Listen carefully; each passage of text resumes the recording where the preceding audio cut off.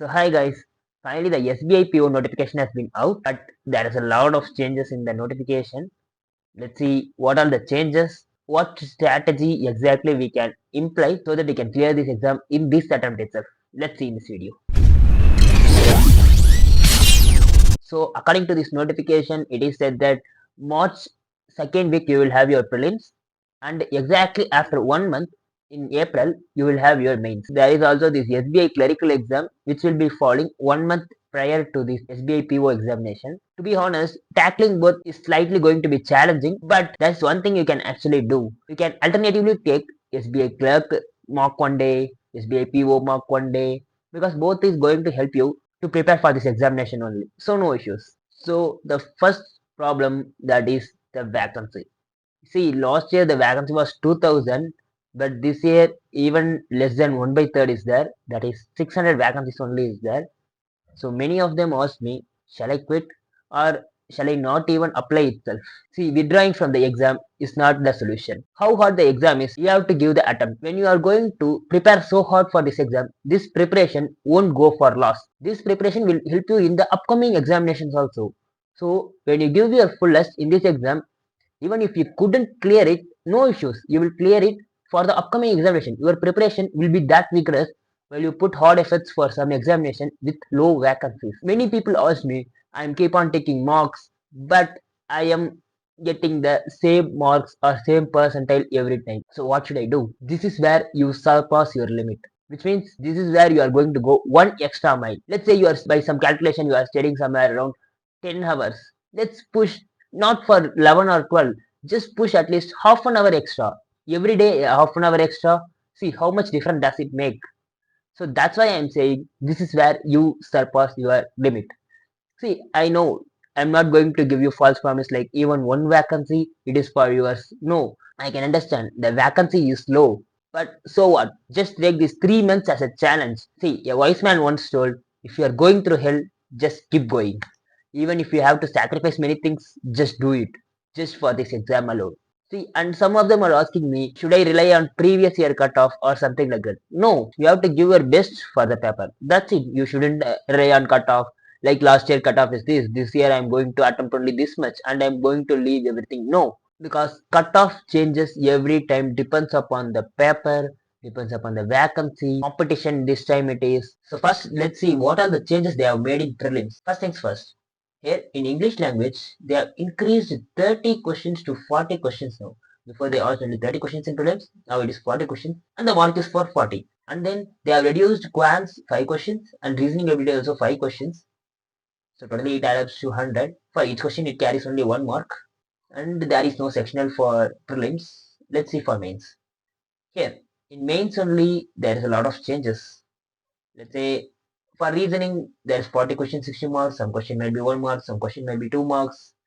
Okay, then in data interpretation, all questions are 2 mark, I don't know, 30 questions, 60 marks.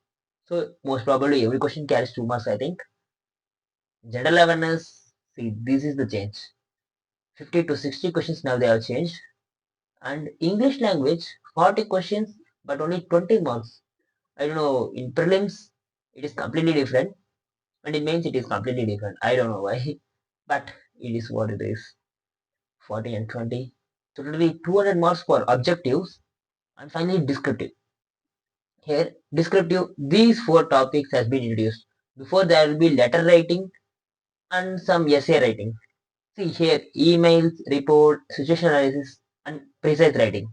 For descriptive, I don't know what is the pattern they are following because the number of questions is not given. So whatever it comes, let's face it. First things first, let's see what is precise writing.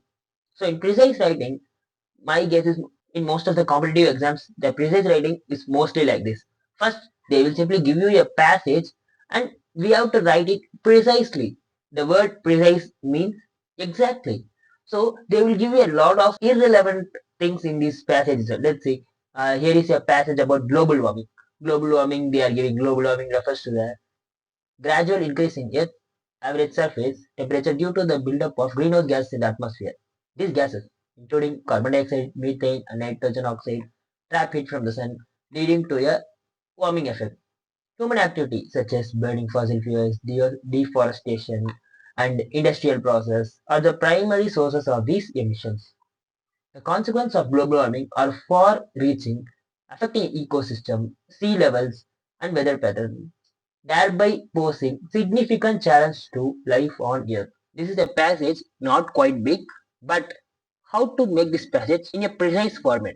Let's say how I will write in a precise format. This is how I will write. Global warming is the rise in Earth's average temperature caused by greenhouse gases like carbon dioxide and methane from human activities. And this leads to various environmental impacts affecting ecosystems, sea levels, and weather patterns. Just grasp the important or theme of the passage and just write it down. That's how you are going to write precise writing. Here you can ignore a lot of things like thereby posing significant challenge to life on Earth. We know we are going to say this leads to environmental impacts, then the follow-up is done. That we know. So how precisely you are going to write is going to carry mark. If they say like write about 100 words, then try to write at least up to 75. And if you can fill 100, then good. At least 75. 3 by 4th of something. So this is the precise writing. So for a formal email, I have given you an example. So the first thing in formal email is subject. So this is just a simple format. If they say you want to write somewhere around like 100, 200 words, just add something like why I need this leave and when I will be joining back. So something like that. Just add up and fill up the words. That's it. Then best regards, name, phone number, email. That's for formal email writing. What if they ask informal? Let's say you are going to write to your friend. Then you can follow this one. See, you can write like to your friend, like weekend, how can we plan the weekend? This is going to be a piece of cake for you if they ask. So, hope you are doing well. This is my plan, something like that. And finally, you just write your name, best regards, your name. You don't want to write your phone number or some email follow up like that because it's your friend. He knows that, right? Depend upon the words, you can add other sentences here. That's it. So this is for email writing. So what if they ask situational analysis? I have given you an example of branch itself. You are the branch manager of a bank that has received several customer complaints about long waiting times and inefficient service. Analyze the situation and suggest actionable steps to improve customer satisfaction. So main thing about situational analysis is even though this exam is conducted by SBI, don't mention SBI for any negative answers. So don't write something wrong about the organization anytime in any descriptive. Okay, first you are going to put a title if you want, otherwise you can simply go to introduction. Like what is the situation and what is the analysis you find. See, there is the customer complaints. Then there is this inefficiency. And you can, if you want, you can add this infrastructure. This is just a additional one. What is the key issues? So after you analyzing the situation, you have to write a key issue like customer wait time is high, staff overburdened, inadequate infrastructure is just an additional one I have added. So first you have analyzed the situation. Then next what you are going to do is going to give suggestions, recommendations. What and all can we do to become efficient?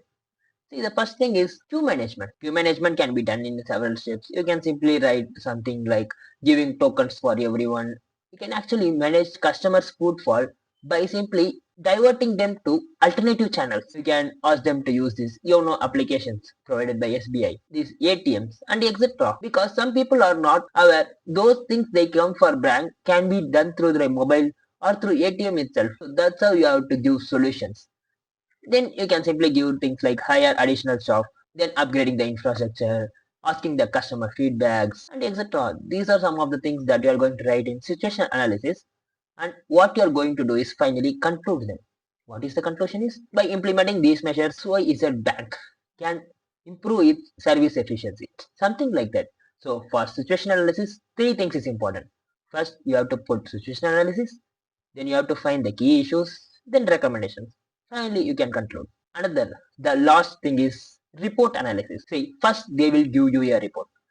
See, for example, here I have taken one XYZ company. This XYZ company's quarter 3 sales report has been given.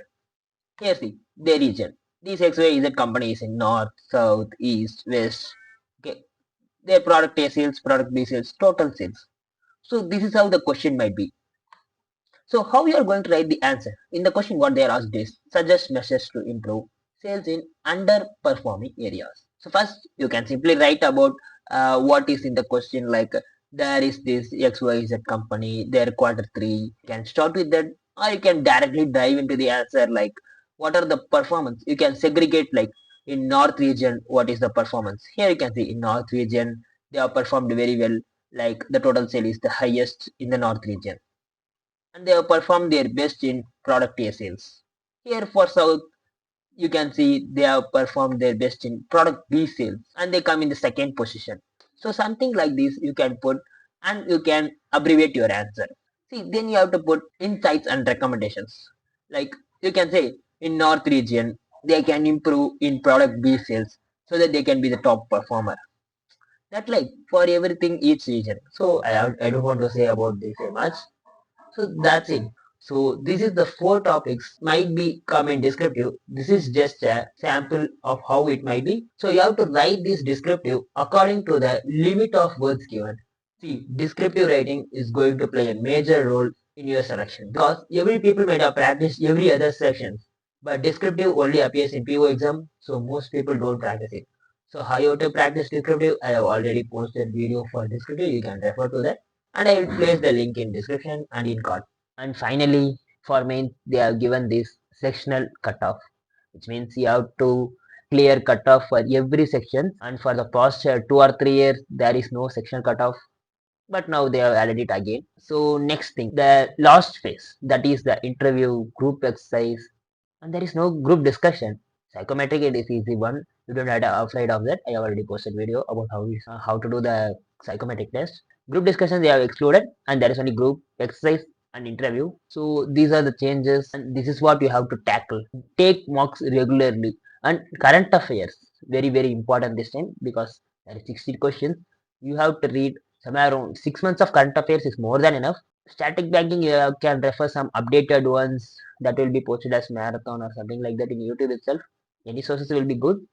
And to extra knowledge, you can whatever topics you are seeing in this marathon videos, you can search them separately on YouTube and then keep making notes so that it will be helpful for you in understanding the terms, concepts, and it will the static banking will also help you in interview part also. This is all from my side, guys. Just utilize these 3 months very meticulously so that even though you fail in the upcoming examinations, you can easily clear. And I am sure about that.